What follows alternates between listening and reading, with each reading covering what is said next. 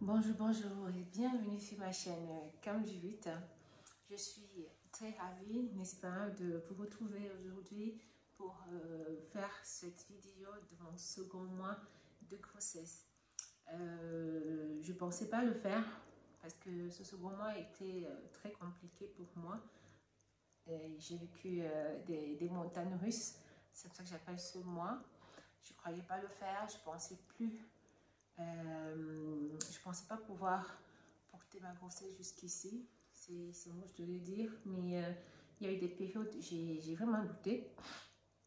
Donc du coup, j'ai voulu abandonner, j'ai pas pris les notes comme il fallait, parce que des fois c'était une dure réalité en fait d'écrire et de transcrire en fait ce que je vivais. En fait, c'était comme accepter ce qui était en train de m'arriver.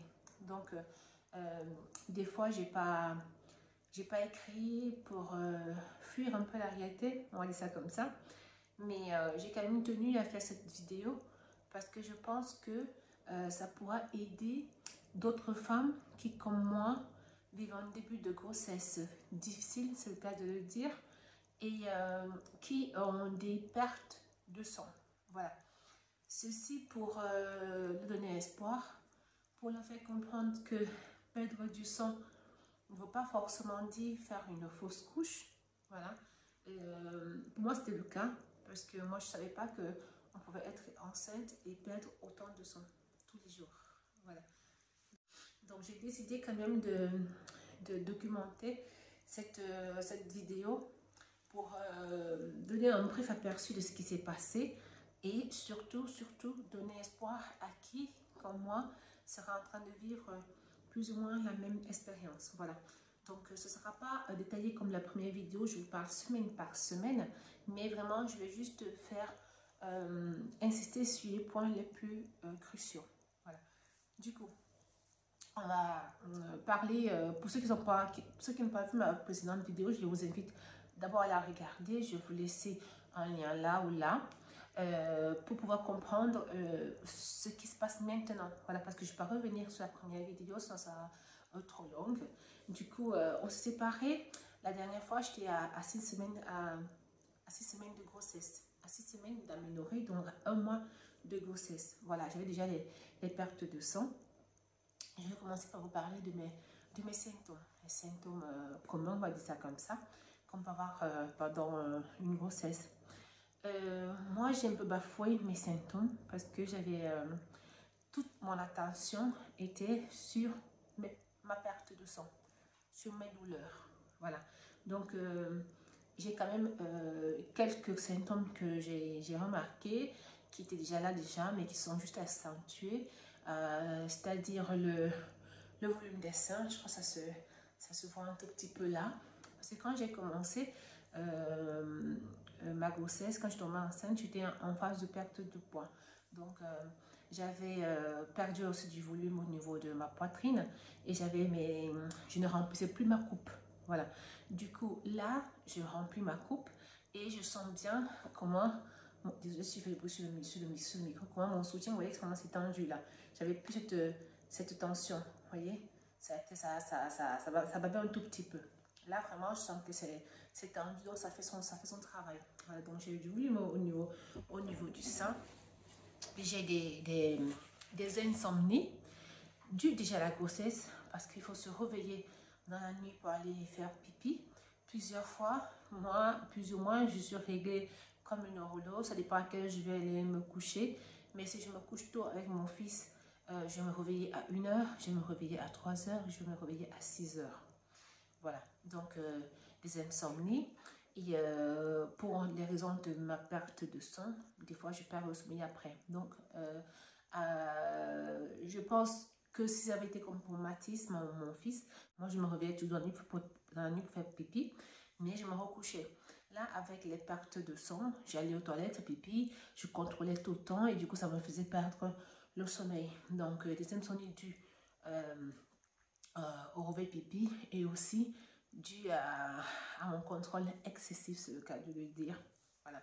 Donc, les seins qui ont monté, l'insomnie, l'hypersensibilité et c'est accentué, donc je regarde presque rien à la télévision qui parle de... Il y a beaucoup de guerre, il y a beaucoup de violence, il y a beaucoup de sang. J'arrive pas. Déjà avant, je suis quelqu'un qui n'arrive pas à visualiser des choses violentes, entre guillemets, que ce soit une violence physique, parce que les gens se battent, que ce soit une violence au niveau juste de l'image, pour ce qu'on me fait voir. Donc, j'aime pas arrêter de visualiser ce genre de choses.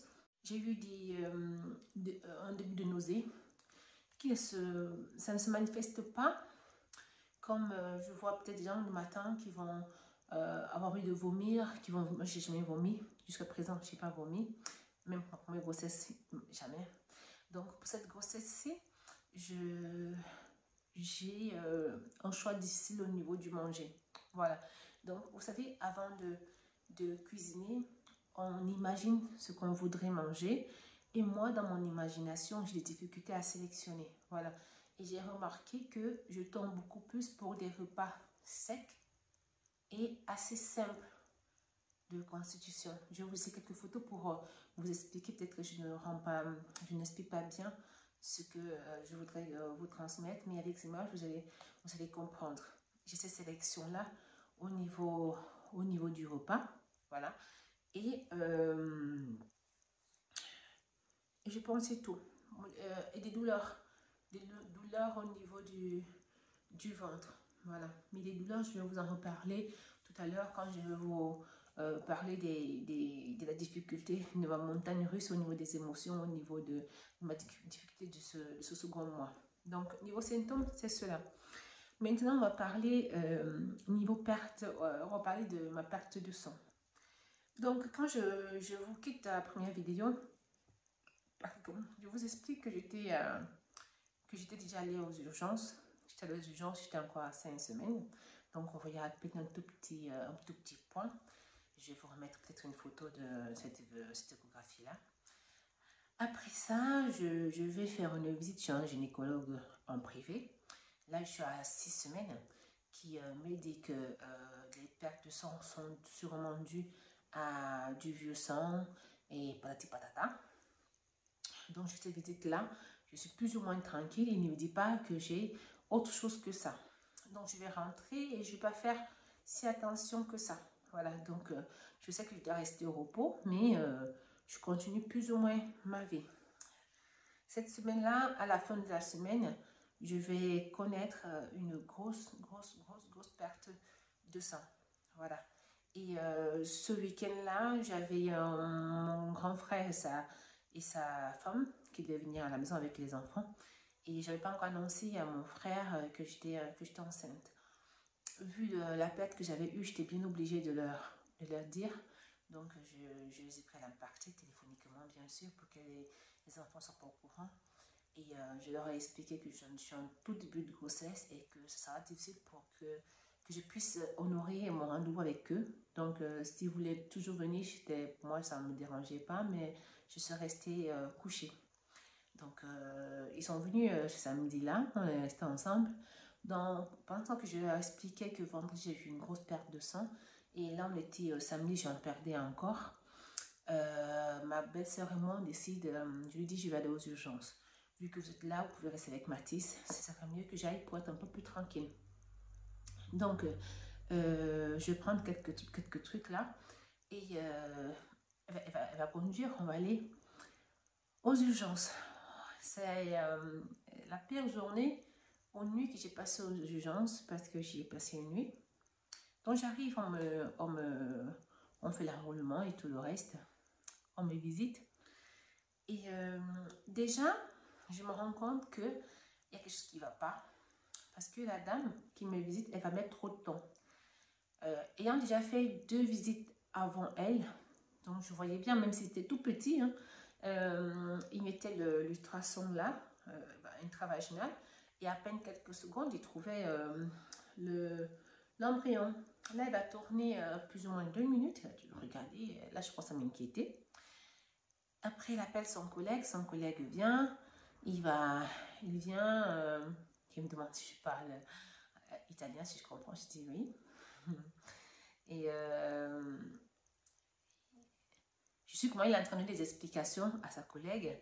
Il lui dit, je vais te faire une traduction en français, j'espère que ce sera le même mot, que le sac embryonnaire est présent sans activité cardiaque, voilà, et qu'il est en expulsion. Là, je commence à pleurer. Il me dit, ah, je comprends que vous avez compris ce que j'expliquais. Oui, j'ai compris. C'est pas bien difficile, hein, c'est sac embryonnaire sans activité cardiaque en expulsion, même si tu me dis en quelle langue, du moins je comprends la langue. C'est pas un thème si technique que ça. Donc, il s'est mis à me consoler, à me dire que ça arrive et tout le reste. Je me dis, mais c'est pas possible. J'ai fait, là on était samedi, j'avais fait une visite, je crois que c'était mercredi. Il était bien là, il avait bien l'activité cardiaque. Qu'est-ce qui s'est passé?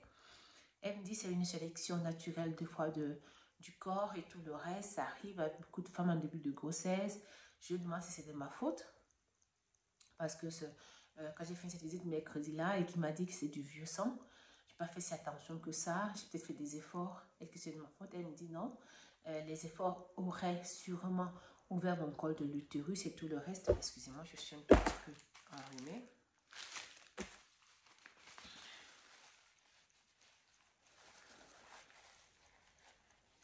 Désolée. Les efforts auraient pu ouvrir le col de l'utérus, mais ils n'ont pas arrêté l'activité cardiaque de l'embryon. Donc, elle me dit, on va vous garder pour juste une observation cette nuit pour vous accompagner. J'annonce ça à ma belle-sœur. Elle, désolée autant que moi, elle a pleuré et tout le reste. Elle me dit, ok, d'accord. Je vais aller prendre des effets à la maison. Je dis, j'ai besoin de rien, de toutes les façons. Elle me dit, non, non, non, je rentre, je vais essayer d'être un peu plus rapide. Elle va me ramener mes choses cette nuit-là.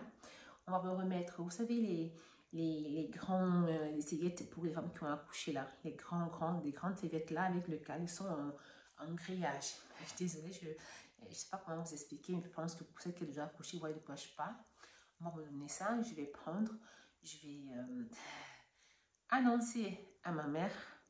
Parce que là, le samedi, mardi, avant, j'avais dit à ma mère que j'étais enceinte. Et là, samedi, je lui annonce que je suis plus enceinte. Cette journée-là, c'est ce qu'on m'a dit. Hein. Ce que les médecins me disent, c'était 2 médecins à me le dire.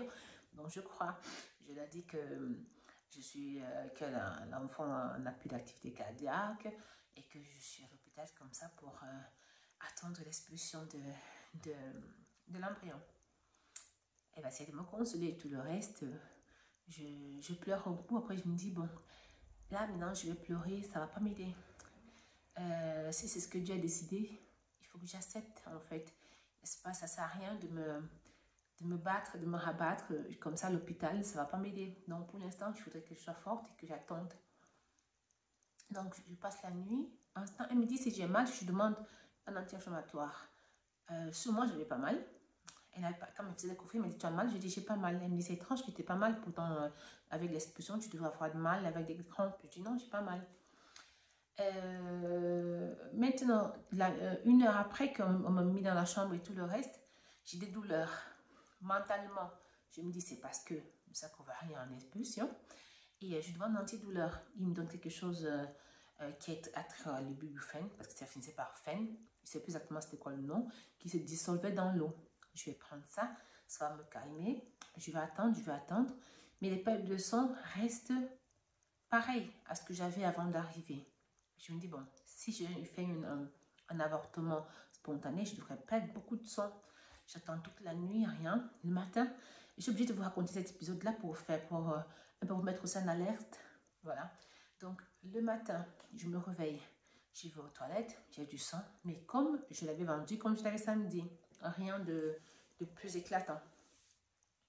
J'attends, je me dis, je pense m'inquiéter, je me dis là, il va falloir peut-être qu'il passe à une manipulation manuelle. Pourtant, si ça s'était fait naturellement, j'aurais peut-être pas eu de séquelles. Voilà.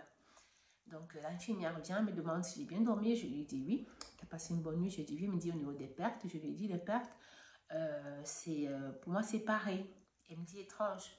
Je dis on va te visiter. Je vais voir la gynécologue. Je lui explique tout ce qui s'est passé et tout. Elle me dit d'accord, viens, je vais te visiter. Elle contrôle mon col de l'utérus. Et elle me dit, ton col de l'utérus est fermé. Donc, c'est normal que tu n'aies pas de perte parce que c'est fermé. Donc, il faut qu'on comprenne pourquoi est-ce que c'est resté fermé. D'après ce qui est écrit, il aurait dû s'ouvrir pour te permettre d'expulser. Je me couche, elle va mettre la sonde et même pas 30 secondes, je vois qu'elle est perplexe. Elle me dit, bon, je ne comprends pas tout ce qui est écrit ici. Elle appelle sa collègue. Sa collègue arrive, elle lui dit, mais excuse-moi, qu'est-ce que toi tu vois? Elle lui dit, je vois un embryon. Et ici, qu'est-ce que tu vois? Moi, je ne voyais pas l'écran parce que tu es couché comme ça et l'écran, il est ici. Et la collègue lui répond, je vois une activité cardiaque. Là, je me remets à pleurer. Je me remets à pleurer parce que, excusez-moi,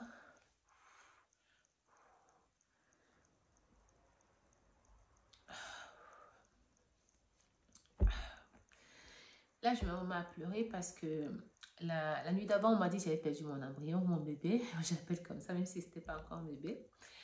Et là, on me dit que l'activité cardiaque, elle est là. Donc, la dame me dit, excusez-moi madame, je ne comprends pas ce qui s'est passé, mais vous n'avez pas fait un avortement.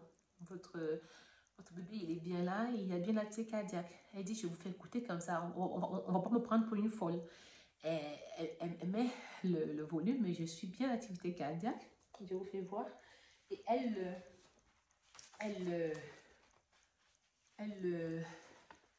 le met vraiment, je suspecte qu'il ne va pas me les donner là.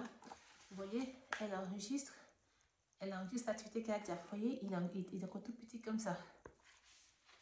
Elle me dit, on n'a pas fait un avortement. L'embryon, il est bien là. Je ne sais pas ce qui s'est passé. Peut-être que les collègues, comme c'est encore au tout début, ils n'ont pas vu et tout. Je me dis, bon, c'est étrange parce que la deuxième fois, j'ai venu aux urgences. La première fois, à 5 semaines, on a vu. Le gynécologue, à 6 semaines, l'a vu. Mais eux, ils n'ont pas trouvé. Elle essaye un peu d'expliquer et tout. Moi, je ne veux pas les problèmes. Limite, je suis juste concentrée sur le fait que mon embryon, il est là, qui est l'activité cardiaque. Voilà. Donc, elle me demande si je veux rester à l'hôpital pour rester en observation. Parce que c'est pas quand même normal que je perde du sang. Je lui dis non, que je vais rentrer à la maison parce que j'ai un enfant. Et je ne veux pas qu'il reste tout ça. De toute façon, s'il y a quelque chose qu'il doit faire manuellement, c'est... Mais si c'est juste pour rester en observation, c'est pas la peine. Comme ils m'observent à l'hôpital, on m'observe à la maison. Je vais être tranquille à la maison. Elle me dit, il y a un petit signe de détachement du décollement du placenta. Elle me dit, c'est sûrement de là que vous êtes en train de perdre. Mais au niveau de votre col, au niveau des dimensions de votre embryon, tout est OK. Elle me reconfirme que je dois prendre la progestérone. Elle me dit de prendre le Buscopan, qui est un anti-inflammatoire, 2 fois le matin, 2 fois le soir. Je récupère espoir, je rentre à la maison, j'appelle ma belle-sœur, je lui donne l'information, je rappelle ma mère, je donne l'information et tout ça. Et je rentre à la maison. Ça va je vais rester plus ou moins dans la même situation. Parce que quand je vais à l'hôpital, je suis vers moitié septembre. Là, je suis à 6 semaines quelque chose. J'avais rendez-vous chez ma gynécologue à 8 semaines et poussière. Donc, après la séance que j'ai eue aux urgences, je vais rentrer et là, je vais me mettre totalement au repos. Je vais vous épargner les difficultés au niveau de gérer la maison. Je ne pouvais rien faire. Il fallait que ce soit... j'ai eu mes voisines, sincèrement.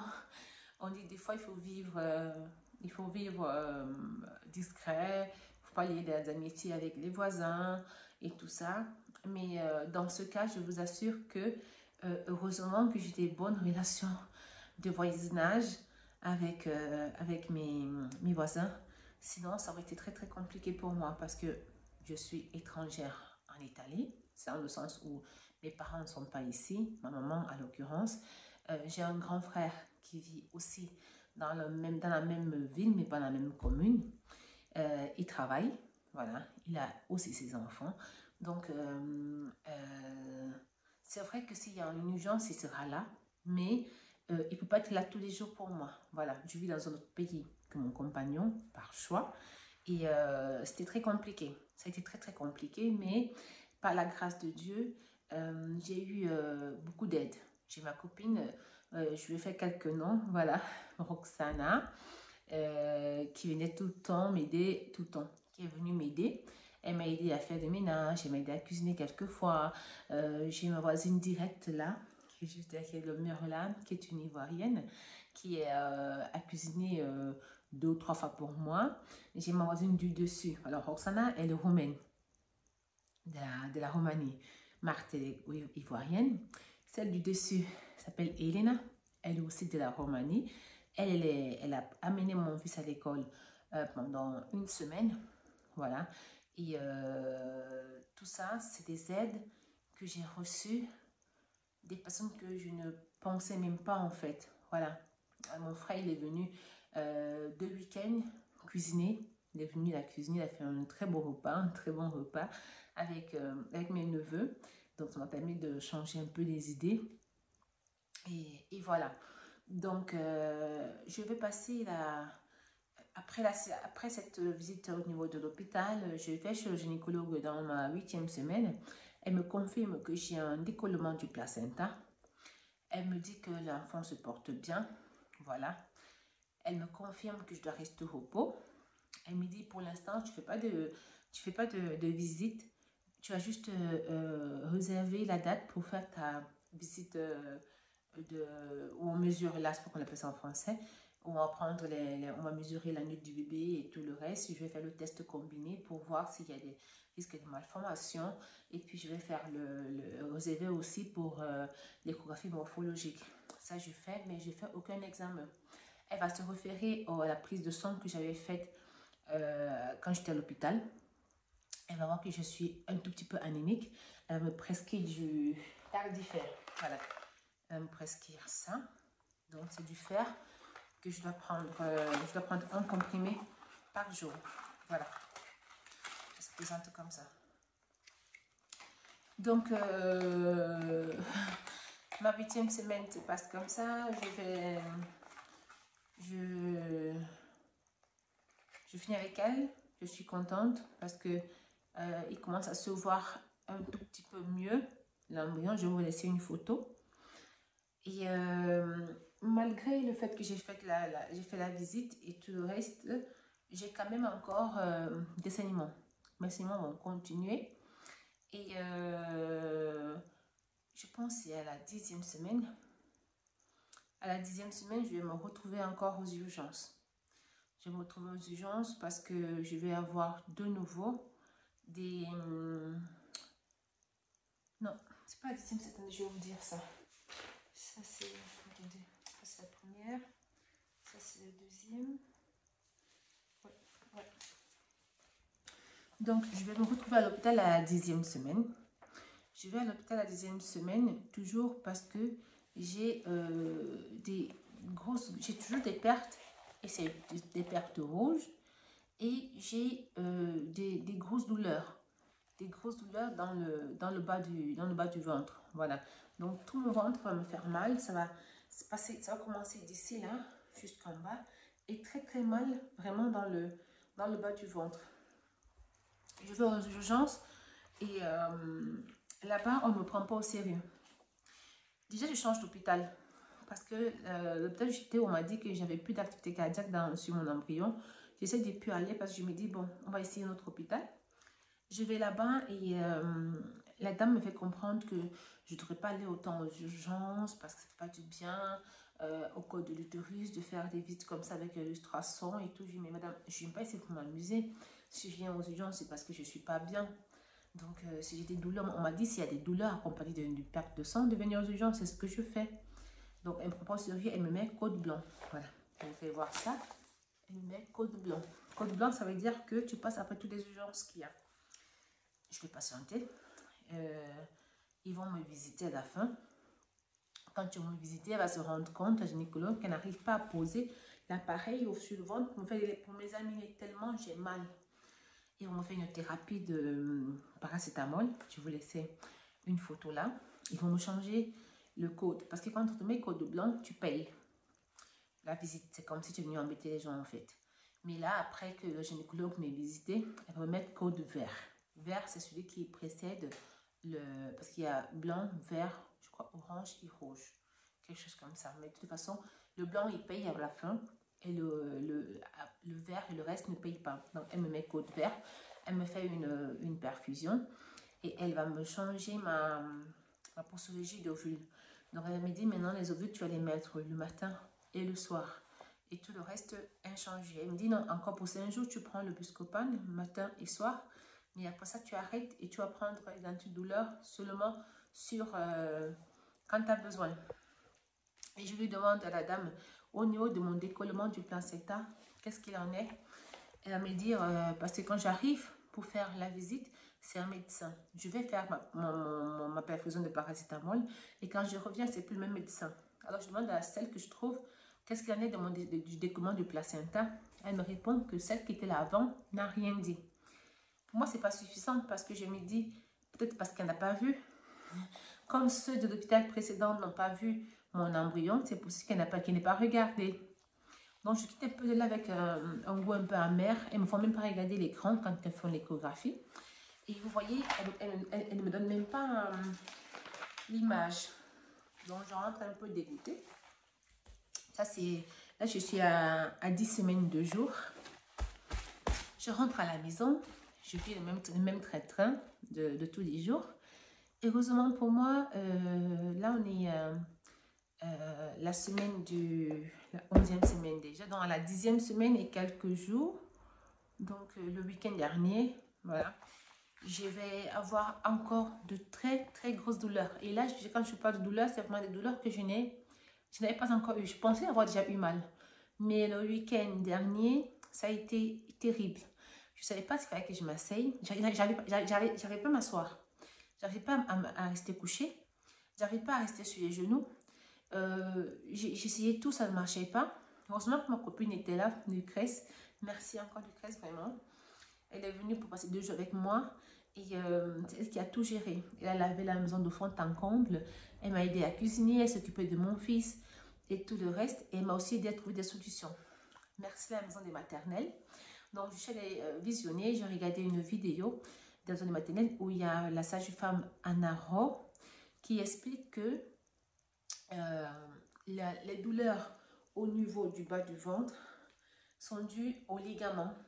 Quand le placenta s'étire, quand l'utérus prend de la place, voilà, ça s'étire. Et si on n'a pas une activité physique, il est fort probable qu'on ait des douleurs plus accentuées. Donc, elle dit, il faut marcher. Il ne faut pas faire des marathons, mais il faut marcher pour aider le muscle. Alors, je vais demander, parce que ça a commencé, la douleur a commencé dimanche soir. Lundi matin, je vais demander, parce que j'avais toujours mal, toujours autant.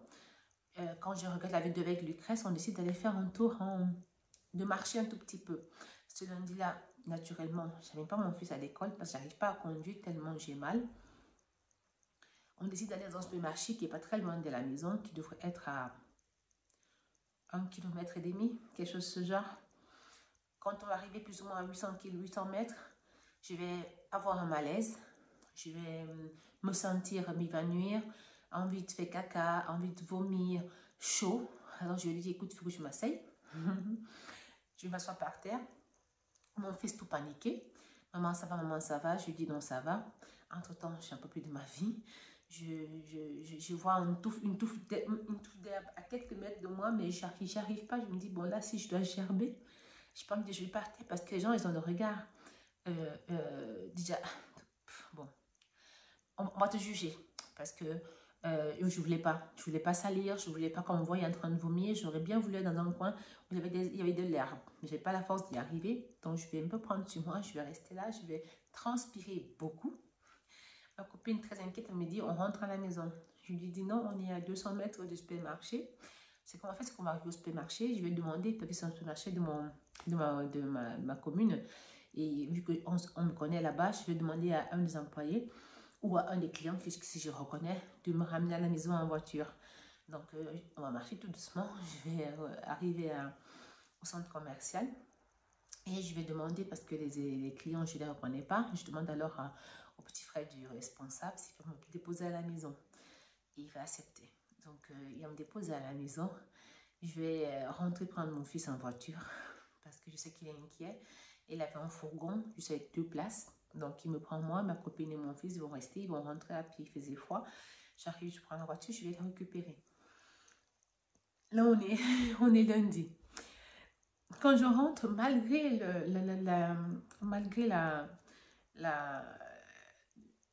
cette séance-là de dramatique, mon mal va se calmer. Donc, la marche va faire des effets positifs. À l'après-midi de lundi, je vais encore marcher, mais dans la maison, je vais faire 15 minutes de marche. Ça va m'aider. Mardi, je vais amener mon fils à l'école. Et mercredi, je vais décider d'aller de nouveau. Mercredi, c'est donc hier. Je décide d'aller de nouveau aux urgences. Pourquoi? Parce que mes douleurs ont été tellement fortes entre dimanche et lundi que j'ai peur. J'ai peur, pourquoi? Parce que des fois, même si je suis encore très tôt dans ma grossesse, j'ai l'impression de sentir mon bébé.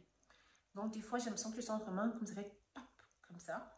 Vous voyez, un coup, ça s'arrête. Là, depuis, ça va faire, ça fait dimanche, lundi, mardi, je n'ai rien senti.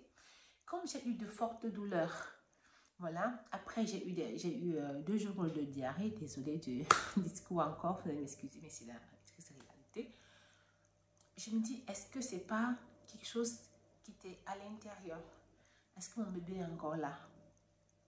Donc, je me dis, je ne perds rien. Mais surtout que quand je leur ai demandé par rapport à mon décollement du placenta, ils ne m'ont rien dit. Je me suis dit, bon, là, on est le 18. J'ai rendez-vous jusqu'au 25. Je ne pourrais pas attendre. C'est impossible que j'attende jusqu'au 25 pour pouvoir faire ma visite de contrôle. Alors, je suis allée aux urgences. Je leur ai expliqué que j'ai eu un week-end difficile. J'ai eu très, très mal et tout le reste. Et vu que j'ai déjà un petit parcours d'urgence, la dame va me prendre au sérieux. Cette fois-ci, je retourne à l'hôpital où j'étais déjà parce que je n'ai pas trop le choix. J'ai ces 2 hôpitaux-là. Je retourne à cet hôpital-là. Elle me prend au sérieux. Elle me fait visiter et je retrouve la première gynécologue que j'avais rencontrée quand j'étais à 5 semaines, que j'aime beaucoup, très sympa. Elle va me demander, elle va me dire, ah, je t'ai déjà vu et tout, comment ça va? Je lui explique, elle me dit, viens, ce que tu as, on va trouver. Elle me visite et elle me dit, ton col de l'utérus est fermé, il est très bien fermé, il est beau. Je ne sais pas comment est-ce qu'un col de l'utérus peut être beau, mais bon, je prends le compliment. Le col de l'utérus, il est beau. Ton enfant, il va super bien. Regarde, elle me fait voir l'écran. Et je vois mon tout petit bébé. Parce que là, c'est déjà un bébé. Ce n'est plus un embryon. Voilà, c'est déjà un fœtus. Elle me le fait voir. Elle me dit, ça va, les dimensions, c'est superbe. Et je lui demande alors, au niveau du décollement du placenta, elle me dit, il n'y en a plus. Si tu en avais, moi, j'ai regardé tous les côtés et apparemment, ça s'est absorbé. Donc, elle me dit, je pense que là, tu es encore en train de perdre, parce que j'ai encore des pertes de sang. Elle me dit, c'est sûrement parce que tu prends la progestérone. Et, mais bon, niveau grossesse physiologique, ça va. Tout est OK. Donc, faites les visites, parce que jusque-là, je n'avais encore fait aucune prise de sang, rien du tout. En dehors de ce qu'on m'avait fait quand j'étais à l'hôpital à 6 semaines et qu'on m'a dit que j'avais perdu mon bébé. J'avais rien fait du tout. Elle m'a dit, écoute, commence tes visites, tu as fait tes prises de sang, ça va. Ne fais pas le marathon, ne range pas ton armoire, mais fais ta vie. Pour l'instant, tout se passe bien. Si tu as des douleurs, des fois c'est normal. À la seconde grossesse, ça fait plus mal que la première. Désolée. Voilà, donc hier, j'ai fait cette échographie-là. Je vous fais voir ça. Voilà. Enfin, je vous voyez bien là. Les petits pieds, les petits bras, la grosse tête, le gros ventre. Et c'est cette visite que j'ai faite hier qui m'a redonné espoir. C'est vraiment cette visite-ci qui me dit, allez Julie, vas-y, ça peut le faire.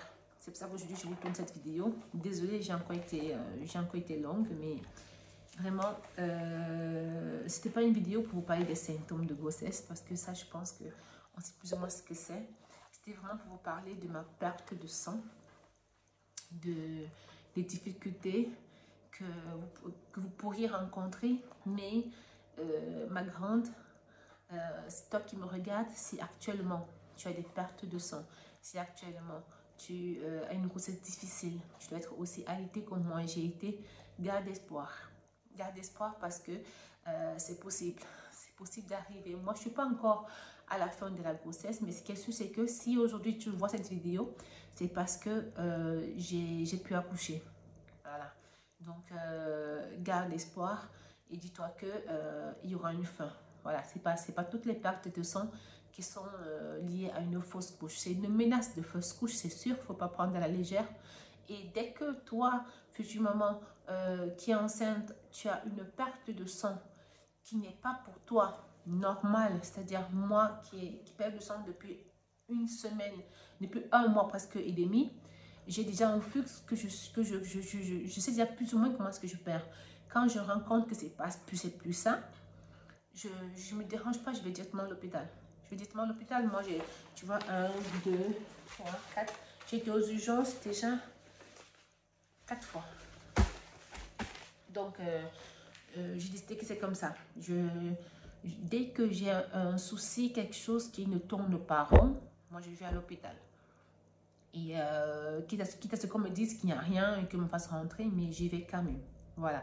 Donc, gardez espoir, n'exagérez pas.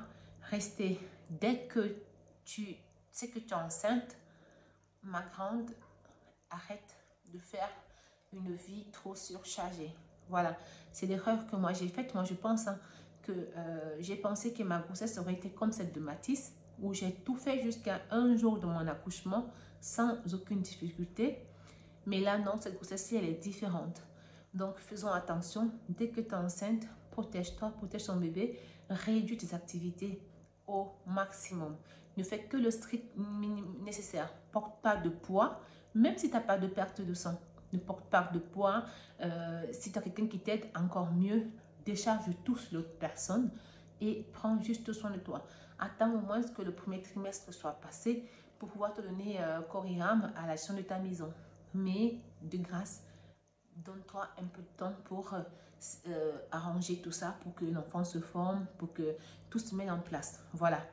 Donc, ce sera tout pour cette vidéo de second mois de grossesse. Je suis un petit peu avancée. Là, je suis à 11 semaines, 3 jours. Mon petit bidou se voit. Je vous fais voir une petite vidéo là. Mon ventre, il a fait un boom. Voilà. Mais je suis trop contente d'avoir ce bidou là parce que c'est la preuve que les choses sont en train d'avancer. Donc, je vous remercie. Si vous avez regardé ma vidéo jusqu'ici, désolée si j'ai été longue, mais c'était important pour moi de vous expliquer, surtout quand vous êtes enceinte, si vous faites une visite, qu'on vous dit que l'enfant n'est plus là, faites pas comme moi, d'accepter tout de suite, regardez, demandez qu'ils insistent, demandez une contre-opinion, je sais pas trop quoi, ou bien changer d'hôpital si c'est possible, aller ailleurs, parce que moi, ils m'ont dit, c'est écrit, ils ont écrit là que mon embryon n'avait plus d'activité cardiaque. Et ce que je pense, c'est qu'ils ont mesuré un de mes fibromes, parce que j'ai des fibromes, parce que quand je compare les deux notes que les médecins ont mis, celui du soir et celui du matin, les dimensions n'ont rien à voir. Donc, les deux ont dû se tromper. Ils ont dû mesurer l'embryon, le fibrome, et c'est normal qu'un fibrome, il n'est pas d'activité cardiaque, c'est pas un sac embryonnaire.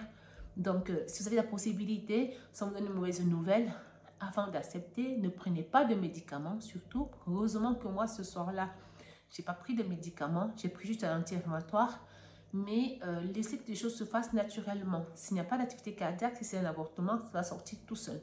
Donnez-vous au moins 24 heures, 48 heures pour laisser le corps faire ses choses. Voilà. Moi, par chance, c'était une erreur médicale. Ça arrive. Les médecins ne sont pas des dieux. Ces êtres humains comme nous, ils peuvent se tromper. Donc, ne désespérez pas tout de suite. Voilà. J'espère qu'on va se revoir pour mon 3e mois de grossesse. Voilà, j'ai ma visite qui sera le 25. Là, on est le 18. On est le 19 aujourd'hui. Donc, mercredi prochain, j'ai mon échographie. Ça, c'est une échographie réelle. On va prendre du temps pour mesurer le bébé. C'est un écran un peu plus grand. Donc, je ne sais pas si je pourrais filmer. Si c'est le cas, je vais le faire.